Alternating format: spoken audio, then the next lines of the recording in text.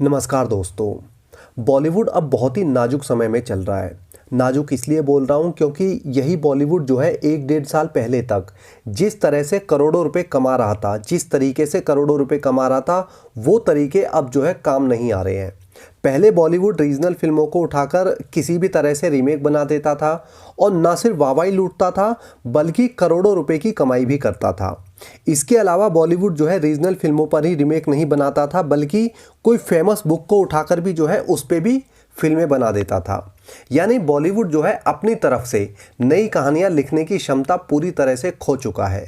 ये सिर्फ copy paste करने को ही क्रिएटिविटी समझने लगा है, या हो सकता है कि बॉलीवुड के फिल्म मेकर्स जो है दर्शकों को पूरी तरह से पागल समझते हैं। किसी फिल्म को रीमेक करना अब पुरानी बात हो चुकी है। बॉलीवुड जो है अब नया धंधा पकड़ता जा रहा है।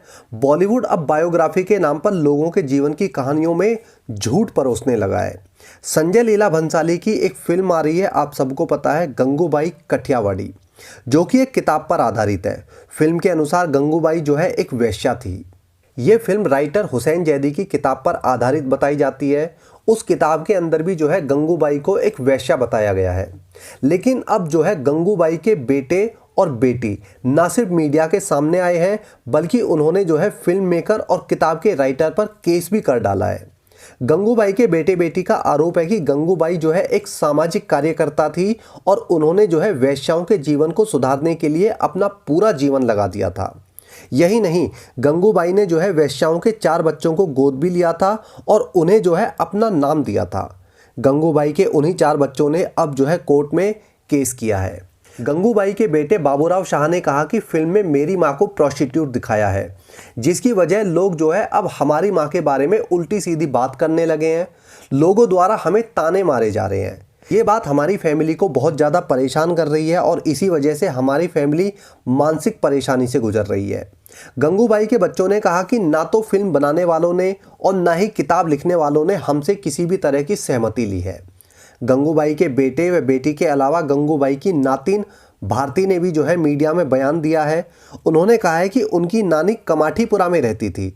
इसका मतलब ये नहीं है कि वो वहाँ पर वेश्या थी और ना ही जो है कमाठीपुरा में रहने वाली हर एक औरत वेश्या होती है।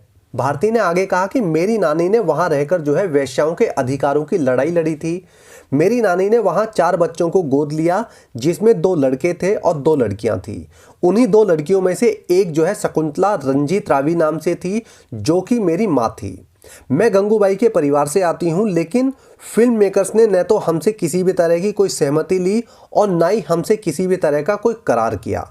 उल्टा जब हमने फिल्म मेकर से बात करने की कोशिश की तो फिल्म मेकर्स ने और जो किताब के राइटर हैं उन लोगों ने हम ही को जो है इल्लीगल करार दे दिया। भारती ने यह भी कहा कि जब हमारी नानी ने 4 बच्चों को गोद लिया था तो उस समय जो है गोद लेने के लिए भारत में किसी भी तरह का कोई ठोस कानून नहीं था, इसलिए हमारे पास कोई भी कानूनी दस्तावेज नहीं है। भारती ने आगे कहा कि फिल्म की वजह से लोग जो है हमें गालियां दे रहे हैं, हमें वेश्या की औलाद बता रहे हैं और इसकी वजह से हमें जो है अलग अलग जगहों पर रहना पड़ रहा है। यानी हमें जो है अपना घर बदलना पड़ रहा है ताकि हम लोगों के तानों से बच सके। गंगूबाई की नातिन भारती ने कहा कि लोगों के तानों को सुन सुन के हम परेशान हो चुके हैं और अपने परिवार की इज्जत के लिए ही हमने जो है कानून और कोर्ट का सहारा लिया है। गंगूबाई का परिवार कोर्ट में अपने आप को गंगूबाई का वारिस साबित कर चुका है, लेकिन उनका कहना है कि कोर्ट जो है उनकी बातों को गंभीरता से नहीं ले रही है और फिल्म मेकर्स के समर्थन में बयानबाजी कर रही है, जो काफ़ी निराशाजनक है। हालांकि गंगूबाई के बेटों ने कहा कि हमें न्याय व्यवस्था पर पूरी तरह से भरोसा है और हम उम्मीद करते हैं कि कोर्ट हमारी बात को फैक्ट के आधार पर समझेगी। दोस्तों, ये एक गंभीर मामला है। गंगूबाई कौन थी और क्या काम करती थी, ये पता लगाए बिना उन्हें जो है फिल्म में वेश्या दिखाना या लेडी डॉन दिखाया जाना एक बेहद ही छोटी मानसिकता है। पैसे कमाने के लिए इस तरह की मानसिकता का जो है पूरी तरह से विरोध होना चाहिए। ये बॉलीवुड वाले पैसों के लिए जो है इतना ज़्यादा गिर रहे हैं कि अब खुलेआम झूठ परोसने लगे हैं। आप इस बारे में क्या सोचते हैं? अपनी राय जरूर देना। इस वीडियो में इतना ही। जय हिंद।